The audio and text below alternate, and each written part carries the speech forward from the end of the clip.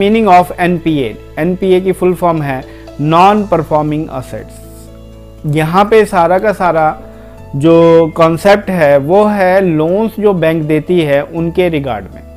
Bank के लिए assets होती है, जो भी बैंक लोन देती है वो बैंक के लिए असेट्स होती है। जो लोग लेते हैं उनके पॉइंट ऑफ व्यू से अगर हम देखेंगे तो वहाँ पे उनके पॉइंट ऑफ व्यू से वो उनके लिए लायबिलिटी है, लेकिन एज अ बैंक अगर मैं सोचूं तो ये मेरे लिए असेट्स होगी।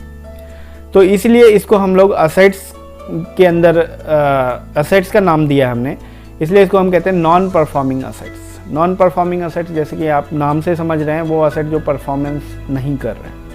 But in what is the definition which was given by RBI, exactly हम वो पढ़ लेते हैं एक बार। अ लोन और advance for which the principal और interest payment remain overdue for a period of 90 days. अगर कोई लोन आपने दिया है किसी को और वो लोन की पेमेंट, ईएमआई की पेमेंट या फिर इंटरेस्ट वाले पार्ट की पेमेंट आपको नहीं आ रही है for a period of 90 days, 90 दिनों तक अगर नहीं आई है या फिर वो ओवरड्यू में रहा है 90 दिनों तक, तो इसका मतलब है कि वो वाला लोन जो है आपके लिए असेट्स है और वो लोन एनपीए हो जाता है, नॉन परफॉर्मिंग असेट्स।